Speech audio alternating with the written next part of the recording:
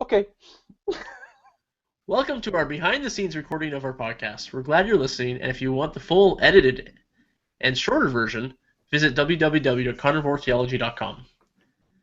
Welcome to Carnivore Theology, a podcast that answers questions about the Christian faith to help you grow from milk to meat into wise, skilled, world-changing followers of Jesus Christ.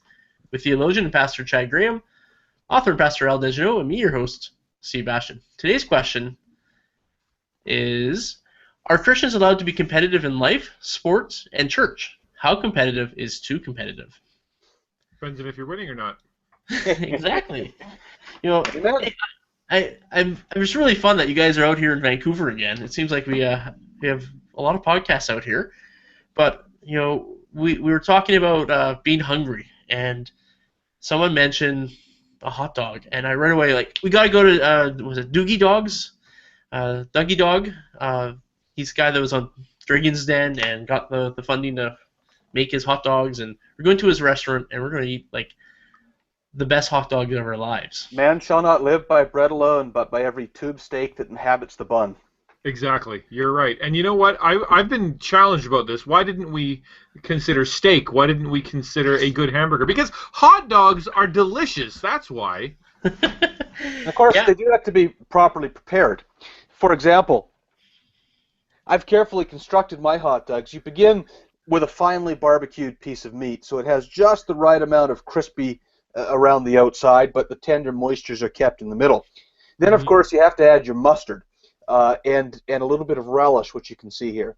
Al, being an ungodly pagan, added ketchup to his hot dogs. No, I want you to understand something. The barbecuing of hot dogs is absolutely unnecessary. Boiling is where it's done. Steaming at the most. You barbecue your hot dogs, and suddenly you get charbroiled nonsense. They start bursting at the seams. You lose stuff. You lose juices. And no, I did not put ketchup on my hot dog, but it also did not profane it with relish. Ooh. So as you can see, we have a discussion going here. I have to live with these two guys being ultra competitive, and the question that I'm posing them this week is, are they allowed to be competitive? Of course, then they're like, well, we need to have a hot dog eating competition so that see who gets to talk first. I think By that's the way, who has get- the best water to drink with their hot dog eating competition? Distilled water. Well, I have Dasani sparkling water with fruit flavoring. So not only are you killing the environment, you're killing yourself. Hey, Al, is your distilled water been blessed? Not yet. I can though. Hold on. Done. It's holy water. All right. Pappas Well, water won't so, help. For the listener, we are the boys here are going to have 1 minute to eat as many hot dogs as they can, and the winner gets to talk first. I mean, that's how competitive these guys are. The losers have to buy the hot dogs. Just a minute, I'm not quite ready. Yeah, and I'm not participating because for me to eat food like that would be a sin. Also, Well- because for Steve to do it, that's like watching The Rock come in and just start slamming it down. I struggle with food issues already. I don't need to be added into a competition. So, I'm about to struggle with food issues if I don't get to eat. Have you been starving yourself all morning? Haven't eaten since yesterday, actually. now, So now it's- Chad, we were joking about the Vegas odds have you as the favorite, but that's because you held a food eating competition title at one time, right? Some pizza joint or something. I don't know if it was officially a title, but yes, I in high school at Pizza Hut buffet, they would allow you to count your slices at the local shop, and the person who had well, anyways, it turned out the person who had eaten the most had eaten just 26 slices. So I was pretty confident, medium pizza slices. I was pretty confident that I could beat that. So I did in fact make it to 27, and unfortunately, I did have a rather tremendous explosion shortly after. My friend Colin also tried. He only made it to 24. And then he collapsed on the bench and turned pale, and they called an ambulance on him. Oh wow! I Yeah. made it outside before I had my troubles. Yeah. No, And I I personally, I was gonna say I personally seen Al devour, large, copious amounts of chocolate in a matter of seconds. Well, yes. Well, that's just recreational. I've done this myself, and it was a pie eating contest, and I absolutely annihilated the rest of the church. And of course, the prize was another pie. Well, that is great. You know, another one that I did was in Moose Jaw at the Tony Roma's there at the all-you-can-eat ribs night, and there I had just, I mean, it was kind of low compared to the pizza totals, but I had, I believe it was 21 ribs, and I was informed that was something like 6.5 pounds of meat. Sweet. Anyway, I did get severe pork poisoning from that one, and I suffered for several days.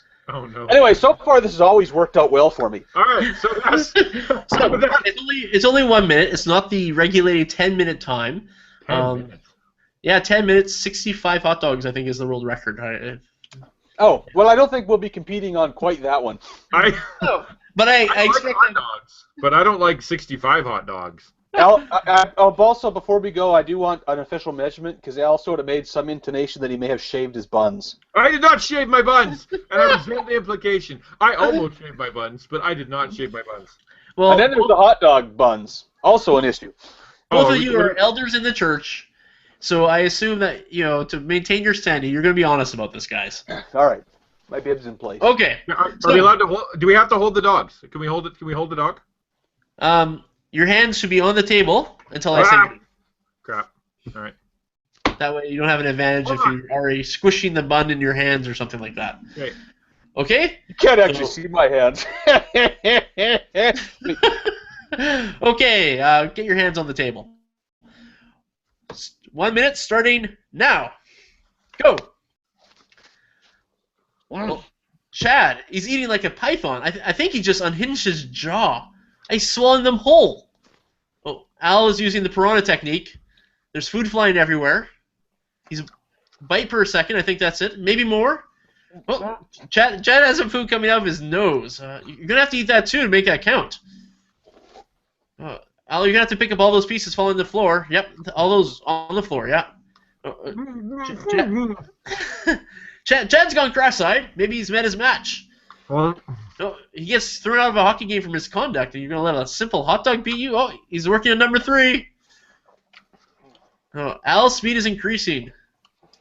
It looks like he's mentored under the Cookie Monster. There's food flying everywhere. Nom nom nom nom! Real hot dog! 8 seconds. 5, 4, 3, 2, 1. Okay, boys. You finish what's in your mouth. I'm making sure that nothing else goes in there. Okay. I feel woozy. That was awesome. Oh. How you doing, Chad? Why are you under the table?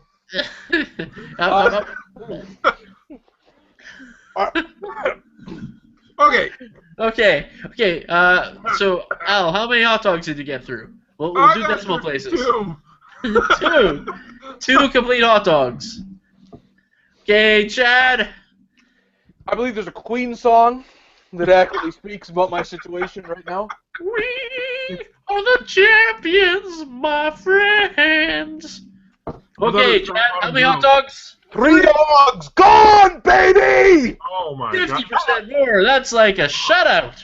Oh my gosh. I feel shame. Al, do you still have that Edmonton Oilers poster on the back wall that may explain why you're struggling? Even a vague association. I had great hope at the beginning of the game, and then by the end, I knew I had lost. Well, I'm in awe, Chad. I'm in awe. well, guys, we've had 2 competitions on our podcast.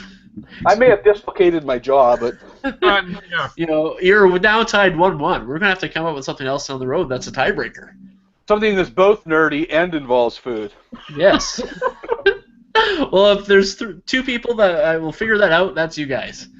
So, anyways, Al won the Star Trek quiz, and Chad has won the food eating competition. I mean, there's still more hot dogs, though, so I think I'm just going to keep eating. Well, you keep on eating. But, Chad, so competitiveness within the church and within Christians with each other. His mouth's full. What does the Bible say about that? We'll have to edit out this long pause while he finishes eating, because he's still hungry, obviously, after 3 hot dogs. Well, let me let me approach it just by simply reading to you from the Scripture. The Christian scripture? The Gospel of John. All right. Gospel of John.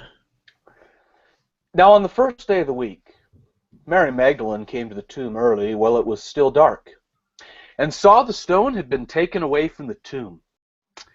So she ran and went to Simon Peter and the other disciple, the one whom Jesus loved, and said to them, "They have taken the Lord out of the tomb, and we do not know where they have laid him." So Peter went out with the other disciple, and they were going toward the tomb. Now both of them were running together, but the other disciple outran Peter and reached the tomb first. And stooping to look in, he saw the linen clothes lying there, but he did not go in. Then Simon Peter came, following him, and went into the tomb. He too saw the linen cloths lying there, and the face cloth which had been on Jesus' head, not lying with the linen cloths, but folded in a place by itself. Then the other disciple, the one who had reached the tomb first, also went in, and he saw and believed. That's an excellent, excellent decision to choose that scripture. You're absolutely right. As he's writing, I have no doubt that as he's writing, he's like, I know this is going to be used for all time, so I just want to make sure I have a little addendum here. The other disciple. That's just the choice of using that wording is sweet. Peter might be popular, but there is the one whom Jesus loved. And Peter might be quick, but there is the one who was quicker. Yeah. Who will remain nameless. Signed, the other disciple. That's great. So Chad, you're saying that since the disciples are competitive, it's A-okay? Well, I would say it is a little bit more complicated than that, but I truly think that begins to make the point that if we are talking about this, the only question in here is really about attitude and appropriateness. Besides John, Paul was an athlete. He used athletic metaphors everywhere to define the Christian life, and when he does, he describes spiritual warfare as wrestling, Ephesians 6:12, and spiritual growth as running, 2 Timothy 2:5. And you know that athletic mindset seems to be behind the way Paul speaks quite a bit. Let me just give you 3 references. A competitive mindset in Paul. He spoke to Pharisees who opposed him in Philippians 3:4.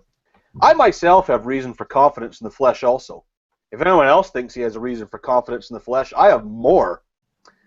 Church members who challenged his theology were similarly confronted in 1 Corinthians 14:18. Now I thank God that I speak in tongues more than all of you. And, of course, to his fellow apostles in 1 Corinthians 15:9, most people don't realize this, but it's really important.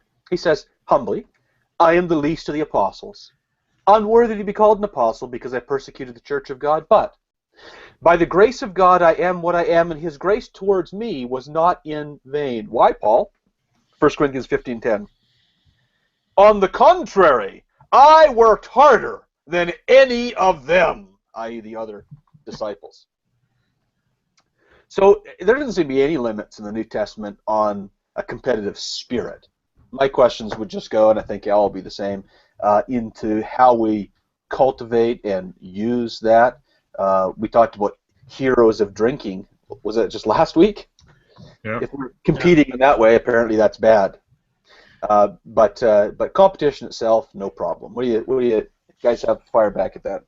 Well, without question, I mean, God designed us. He gives us talents. He gives us interests. He gives us gifts and abilities. Some people are amazing at math. Others at spelling. Some at art or writing or running or jumping or catching a ball. I mean, we know that Scripture gives, or that God gives some people physical abilities beyond the abilities of other people, beyond the norm, and He does that for His own glory.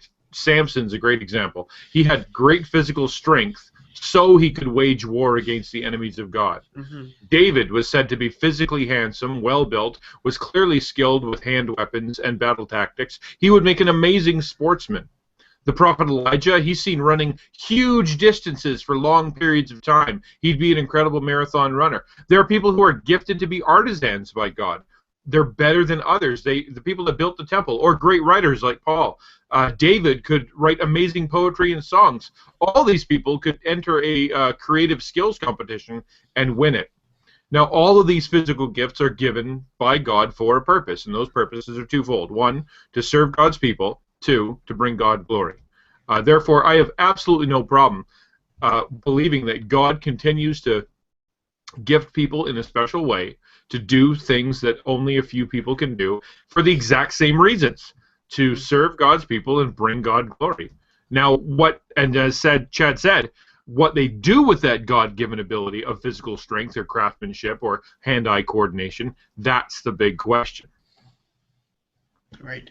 So that's why Chad practiced video games 3 or 4 hours a day, right? I wish. Well, if we drop this into the realm of sports, which is the easiest one for us to talk about, but it could easily talk about spelling bees or art shows or writing contests or anything, right? Is a Christian biblically allowed to be competitive in sports, try their best, dominate others, and use their physical prowess to defeat an opponent? Is that allowed? I may have spilled a large amount of relish on my pants. My wife's going to kill me. That's okay, because she wears the pants in the family anyways, right? Not these pants. Anyways, to answer your question, Al, yes, I think it. From what my understanding of the Bible is, yeah, it does allow for that competition.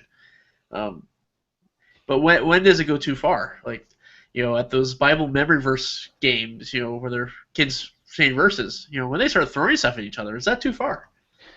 Yeah, and when does it become? When is the line drawn where it becomes a wasted life? I very much believe, scripturally speaking, in what the Reformers and the Puritans later would come to speak of as a vocation in life, right? We're agents. The church is distinct from the world. It's not of the world, but it's in the world, and in the world, we're to be doing the things that reflect and demonstrate the kingdom of God. And part and parcel of that is doing the task that God's called us to do, really to Adam. Romans 13 tells us government is given as a ministration from God. And Paul tells us, whatever your hand finds to do it to the glory of God. And do it with all your might in that particular verse, sorry. But anyway, the point being that doctrine of vocation is that whatever we're doing, it can be used for the glory of God and the good of society. And I don't think we need to really mince, what exact value this brings in to some principal cause of the kingdom. No, it's that we are being good witnesses and testimonies and working. But I do question at times, for example, when we talk about some of the things in like professional athletics and the many billions of dollars that are spent there, as to whether is this really not the core idea, but is this trappings really a legitimate vocation? Let me answer that, because I actually think you can say yes. Now let's get away from the fact that they make $1 billion and that there's teachers starving and that they have to eat bologna sandwiches every day. But let's talk about, just in that realm of sports, about whether or not that is a valid thing to even be a professional sportsman. See, I'm going to go back to what you said, and that's Paul uses competitive athletes as an illustration to help us understand how we should be living out the religious life. So they actually have to condition their bodies, they exercise, they push hard towards the goal, they play by the rules, they try their best to win the prize. He uses all these things. Yep. So that he uses these guys. So even after talking about the Hall of Faith in Hebrews 11, Paul can't help but referencing weightlifters, wrestling, and endurance running. If he's talking to Timothy, he's talking about physical training that has value. And then at the end of his life, he says, I've fought the good fight, I've finished the race, I've kept the faith. Clearly, he's talking about MMA and NASCAR. I personally think that Paul was a sports fan. Therefore, I think we can make a very good argument that people who are in competitive sports have been put there by God to inspire fellow believers through their expertise and through their passion so that they can be better Christians, and that requires being competitive. Yeah, I as the hot dog champion, have inspired millions. Have inspired Al to think deeply. I should stop eating hot dogs. I'm going to get sick. In its essence, is a podcast, which is audio. Nobody wants to listen to you eat. Yeah, I understand that now.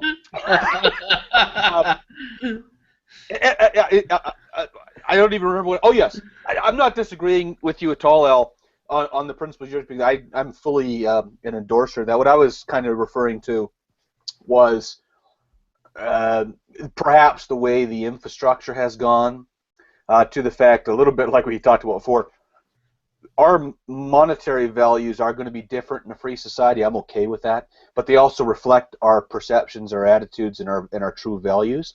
Yeah. What I was kind of getting at was the idea, Hollywood people, professional athletes, yeah, they should get paid. They probably should get paid well if they do well. But as a infrastructure, the value placed there is much higher than the infrastructure we have for, like, you brought up teachers or some of the other things. And I wonder within that if there's not a tendency to get away from the good values of sport, the representation we can do, the glorifying God in it, and it's just kind of a lot of bad things happen around the edges, No, I think you're exactly right.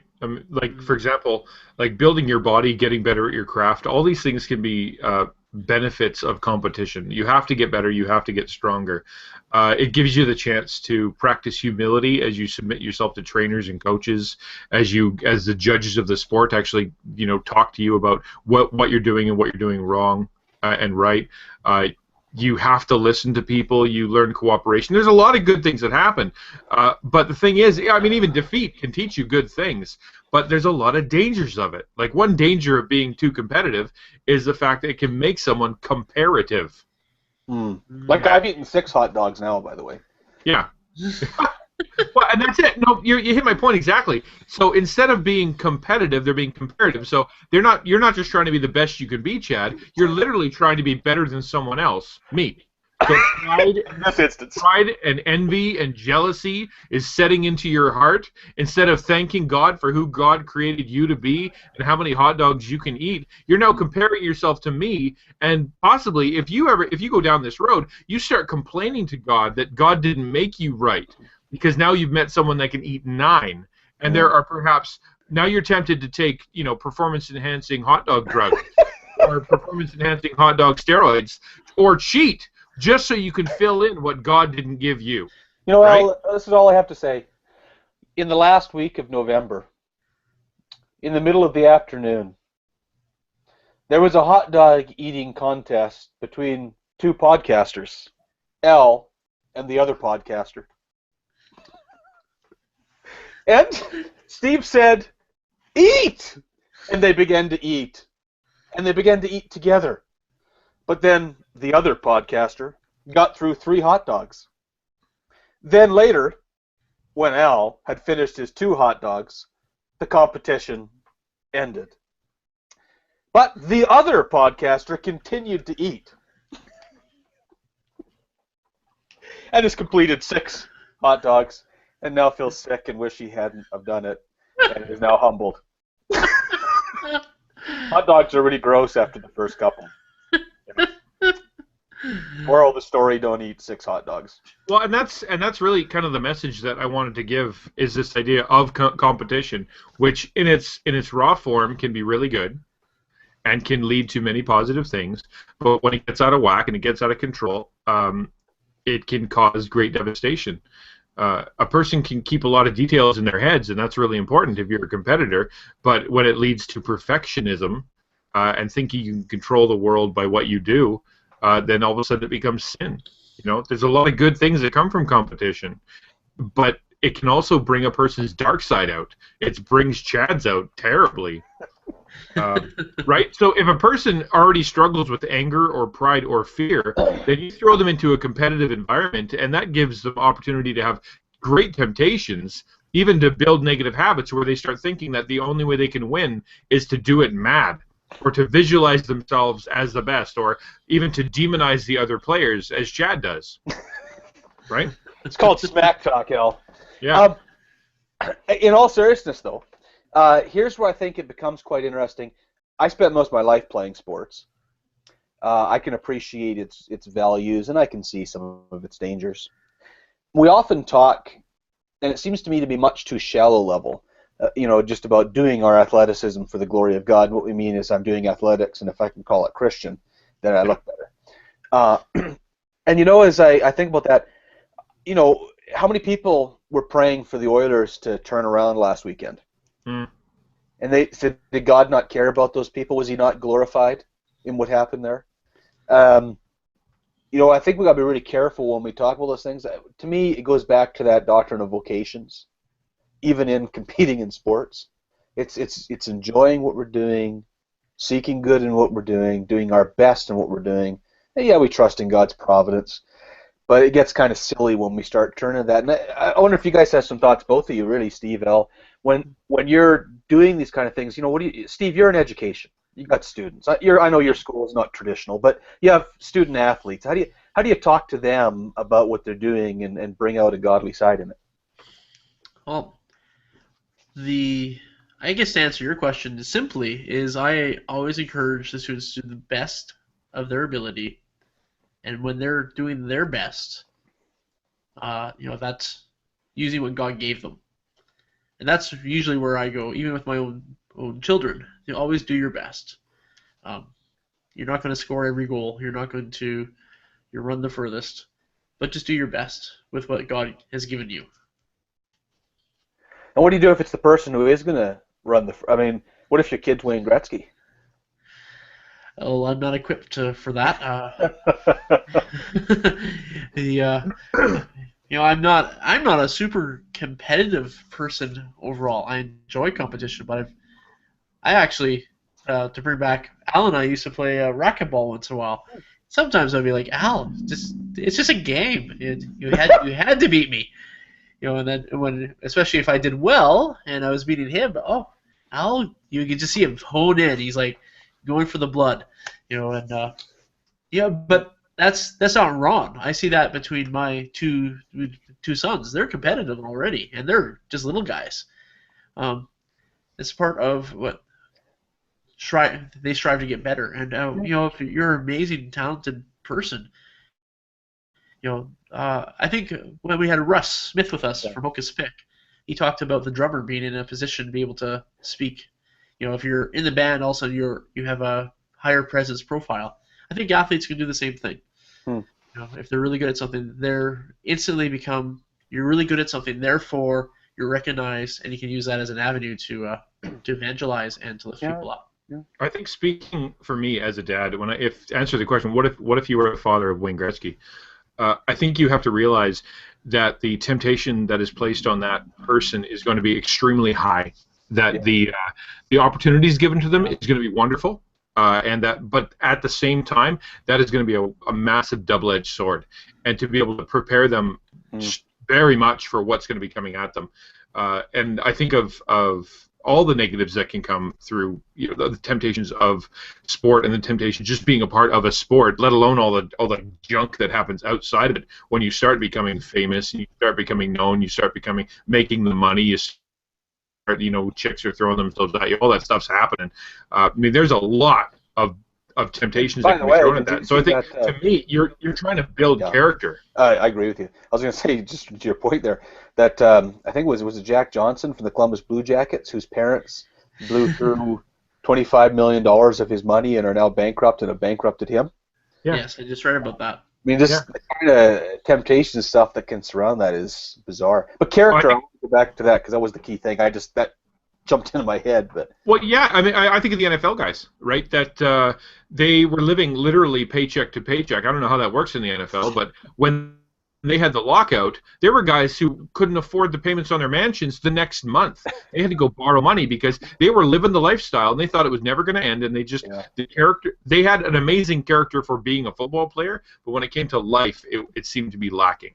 Now, amazing. How does that not cross over to some extent? I know. See, but that's what bugs me about it, is that it's supposed to. If God sets these people up to be be an example to us of what it means to be, strong and able, and to be decisive, to be I don't know, all the to be of good character and all the good characteristics that are required to be a good athlete. How can they not have that transfer into real life? Now the thing is, remember, and whenever I think of sports, I always think of the decline and fall of the Roman Empire because they were absolutely tied together. There were times that people were so into sport during that time, as the empire was coming into its close, that whole stadiums would take up their arms. They would go kill the opposing team's fans. Then they'd spill into the street and start a riot. I think the biggest one was 30,000 people were killed in the biggest sports riot then. And I mean, because people get crazy about this stuff, right? And you just can't do it. Now, not that. I mean, that's ancient problems. That would never happen today, would it? Ever, Vancouver? Yeah, we're here. You might not want to say that too loud. Or Montreal, or Kansas City, or every soccer game ever. That's the good thing about being a fan of a team in Edmonton. Year round, it's actually too cold for a riot. It just is. It just is. Now, that didn't stop us from burning Peter Pocklington in effigy in the street. Well, that's fair enough. You got to keep warm somehow. That's right. And if anyone deserves it. So if I had to wrap this up, honestly, if I had to wrap up a conclusion here, it would simply be this. Competition and competitiveness can be used to reflect God's glory, enjoy His gifts, inspire people to greatness, or it can bring out the worst in people and be a major contributing factor to the destruction of entire civilizations. Yeah. So if you can be competitive and obey the Scriptures and love Jesus and pursue the kingdom and remember that your greatest treasure is in heaven, go for it. If competition is a source of temptation and it turns you into a horrible person and it becomes an idol, then avoid it. Would you agree with that, Chad? Yeah, certainly to a certain extent. I'm trying to think of. I'm thinking in Pauline categories here. We are to be competitive at least with ourselves in our spiritual walk. Certainly. And I'm not certain that we would ever be able to legitimately cut competition. I think it would be, going back to what I was saying before, it's more about where we put it. Good point. We have to curb ourselves. Maybe change it from avoid it to learn how to do it. Yeah, because I get what you're saying too, right? Like, I mean, don't play backgammon with the ladies at church if you're going to start screaming and throwing stuff around, right? I mean, right. I totally understand. I'm with you on that. I'm just trying to think it through one more sweep. 1 Corinthians 9, Paul has to defend himself against attacks on his apostleship. And he concludes his defense. I'll read the words. He says, "Do you not know that in a race all the runners run, but only one receives the prize? So, run that you might obtain it. Every athlete exercises self-control in all things. They do it to receive a perishable wreath, but we, an imperishable. So I don't run aimlessly. I do not box as one beating the air, but I discipline my body." I wish it was in the King James because it says I buffet my body. "I discipline my body and keep it under control." Interesting. "Lest after preaching to others, I myself should become disqualified." You see, it's the end of his thing about he's a qualified apostle. And in the midst there, he gives us some instruction. I think it's very instructive that he tells us in there to run the Christian race to obtain the prize. And I think what you were pointing earlier, Al, if you're watching the NFL, the NHL, well, maybe not Major League Soccer because that's so slow it won't really stimulate anything, but the rest of the sports, it should be an illustration to us. We should look at that and say, yeah, you know what, my discipline doesn't match that. That makes me think of where I'm at and how much I need to grow, and I need to put that kind of discipline into my walk with God. Mm. Yeah. So, which is what I think they call online a Jesus juke, basically, right? The idea of being able to look at something and realize that it actually applies to the Christian realm, right? So, I mean, which I think is appropriate, right? I think it's important for Paul. But at the same time, when we talk about that, Paul isn't competing with anybody in that. He's competing with himself. He's competing with himself. His former self, his fleshly self.